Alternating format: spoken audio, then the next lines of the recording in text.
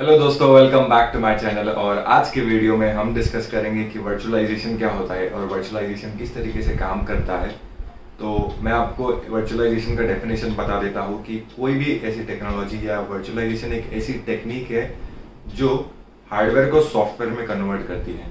अभी हार्डवेयर को सॉफ्टवेयर में किस तरीके से कन्वर्ट करती है ये मैं आपको एक एग्जाम्पल बता देता हूँ और आगे आपको उसका डेमो भी बताता हूँ कि किस तरीके से वो पॉसिबल होता है हार्डवेयर को सॉफ्टवेयर में कन्वर्ट करना।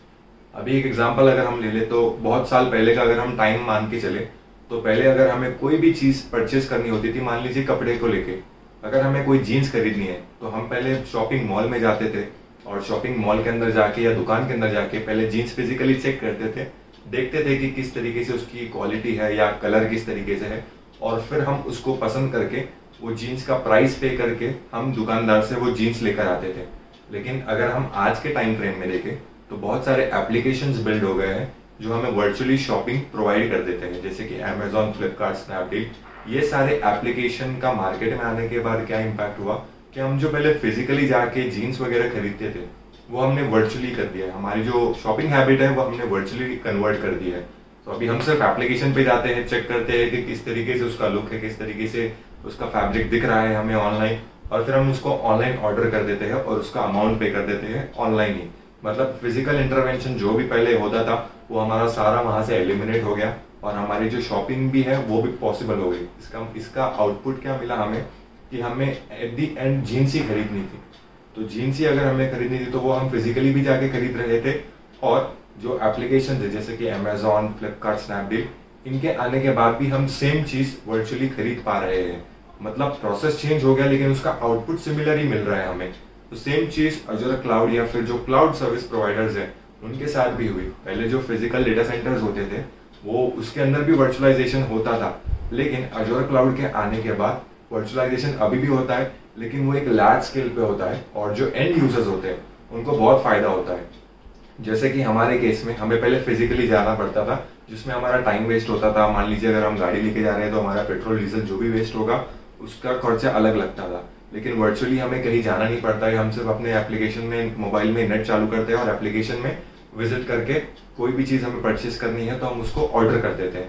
तो सेम चीज अजूर क्लाउड पे क्या हुआ कि उन्हें कोई भी फिजिकल इक्विपमेंट जो डेटा सेंटर के अंदर सर्वर्स बिल्ड करने के लिए लगते हैं वो एलिमिनेट हो गए, और वर्चुअली सिर्फ अजूर पोर्टल के थ्रू जितनी सर्वर्स की या जितनी चीजों की वर्चुअलाइजेशन की हमें रिक्वायरमेंट है उतना परचेस करके हम उसको वर्चुअलाइज करके वो सर्विस अजूर पोर्टल के थ्रू यूज करते हैं। तो चलिए मैं आपको डिटेल में इसके बारे में बताता हूँ।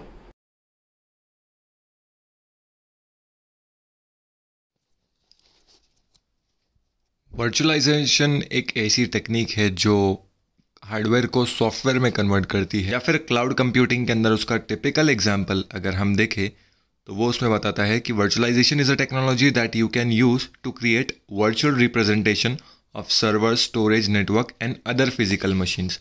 तो सेम चीज़ जो मैंने आपको अभी थोड़ी देर पहले बताया, तो उस मतलब जो भी फिजिकल सर्वर्स होते हैं या जो भी फिजिकल डेटा सर्वर्स के सर्विसेज होते हैं वो वर्चुअली अजूर पोर्टल के थ्रू हमें एक्सेस करने के लिए मिलते हैं।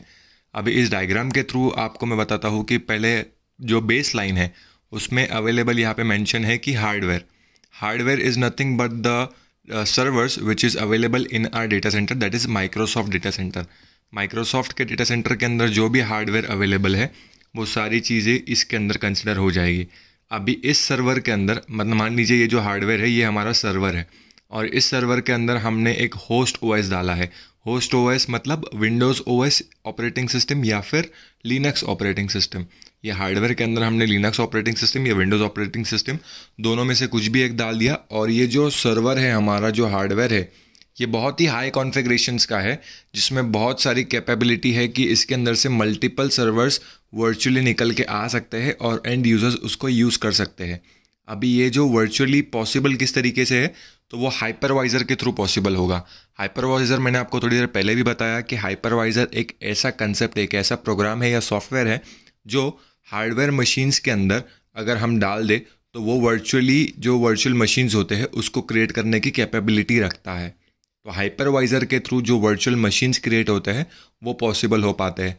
अब जैसे कि आपने ये फिज़िकल सर्वर जो हमारा हार्डवेयर है उसके अंदर अगर आपने हाइपरवाइज़र डाल दिया तो उस हाइपरवाइज़र के बेसिस पे आप एक वर्चुअल मशीन क्रिएट कर सकते हो, जिसके अंदर आपको जो चाहिए आप वो ओएस रख सकते हो, विंडोज़ या लिनक्स, और उसके बेसिस पे आपको जो भी एप्लीकेशन उसमें डालना है, जैसे कि अगर कोई वेब एप्लीकेशन आपको उसमें होस्ट करना है तो आपको इंटरनेट इन्फॉर्मेशन सर्विसेज का रोल इंस्टॉल करना पड़ेगा, जो विंडोज़ ऑपरेटिंग सिस्टम के अंदर आता है। और लिनक्स ऑपरेटिंग सिस्टम के अंदर कई सारे लैंग्वेजेस होते हैं जो सपोर्ट करते हैं, तो आप वो सारे एप्लीकेशंस भी उसमें डाल सकते हो। तो जैसे कि आपने देखा कि ये एक हार्डवेयर जो एक फ़िज़िकल सर्वर था हमारा, उसके अंदर हाइपरवाइज़र डालने की वजह से यहाँ पे 4 नए वर्चुअल मशीन्स ओपन हो गए, या फिर 4 नए वर्चुअल मशीन्स हमारे खड़े हो गए। तो हाइपरवाइज़र की वजह से ये सारी चीज़ें वर्चुअली पॉसिबल होती है। और हाइपरवाइज़र डालने के बाद ही जो फिज़िकल सर्वर होता है वो अलाउ करता है वर्चुअलाइज़ करने के लिए। अभी मैं आपको इसका एग्जांपल और एक डायग्राम के थ्रू बताता हूँ। ये डायग्राम में मैं बनाता हूँ, सबसे पहले मैं एक फिज़िकल डेटा सेंटर के अंदर एक सर्वर बना देता हूँ। ये पूरा मान लीजिए हमारा जो आउटर कवर है वो एक डेटा सेंटर है हमारा, उसके अंदर मैंने एक फ़िज़िकल सर्वर बनाया। ये फ़िज़िकल सर्वर जो हमारा है इसको बहुत सारे हाई कॉन्फ़िगरेशंस अलाउड है, मतलब इसके अंदर 8 CPU कोर्स है, इसके अंदर मान लीजिए कि 40 GB रैम है, और नेटवर्क कैपेसिटी भी इसकी 40 नेटवर्क कैपेसिटी है, ये हम मान के चलते हैं इसके अंदर। और इसके अंदर रोम भी आ जाएगा हमारा।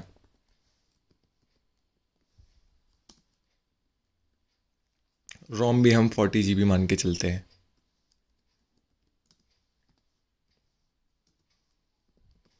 अभी इतनी सारी कैपेबिलिटीज़ होने की वजह से ये जो सर्वर है ये काफ़ी हाई कॉन्फ़िगरेशंस का सर्वर हो गया हमारा।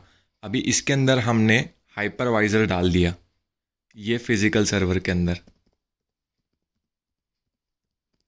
हाइपरवाइज़र डालने के बाद क्या पॉसिबल होगा कि ये जो सर्वर है इसके अंदर ये कैपेबिलिटी आ जाएगी कि ये जितने भी इसके अंदर के कॉन्फ़िगरेशंस है, CPU core, 40 GB RAM, 40 GB रोम, 40 नेटवर्क कैपेसिटी, तो ये इसको डिस्ट्रीब्यूट करके अलग अलग सेक्शंस में वर्चुअली ये मशीन्स क्रिएट करके हमें दे सकता है।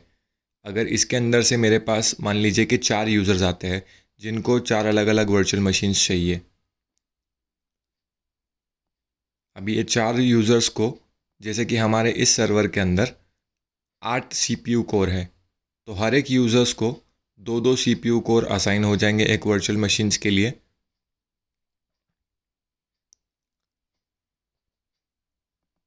दो CPU कोर वर्चुअल मशीन्स के अंदर असाइन होने के बाद 10 GB रैम इस वर्चुअल मशीन को जाएगा, 10 GB इस मशीन को, 10 GB इस मशीन को, और 10 GB इस मशीन को।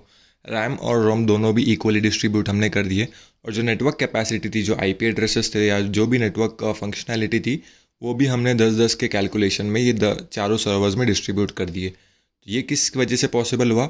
हमने ये जो फिज़िकल सर्वर के अंदर हाइपरवाइज़र डाला, हाइपरवाइज़र डालने के बाद हमें जो भी हमारे अंदर सर्वर के अंदर हाईली कॉन्फ़िगर्ड सर्वर था जिसके अंदर जो कैपेसिटी अवेलेबल थी उसको हमें इक्वली डिस्ट्रीब्यूट करने के लिए पॉसिबल हुआ। और हमारे जो यूज़र्स हैं वो equally distributed virtual machines use कर रहे हैं और वो हमें पे कर रहे हैं अजोर क्लाउड के ऊपर।